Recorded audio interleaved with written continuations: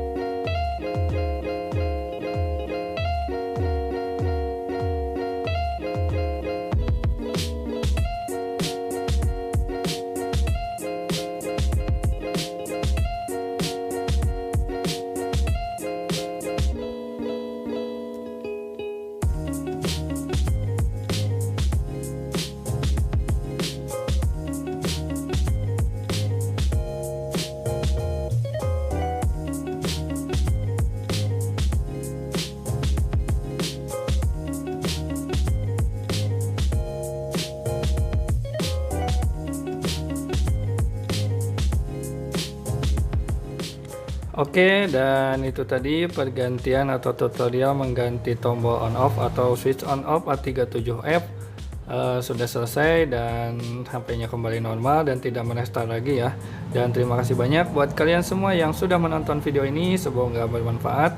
Dan jangan lupa untuk terus dukung channel YouTube aku dengan cara klik subscribe, aktifkan lonceng notifikasinya, like jika kalian suka dengan video ini dan dislike jika tidak suka. Wassalamualaikum warahmatullahi wabarakatuh.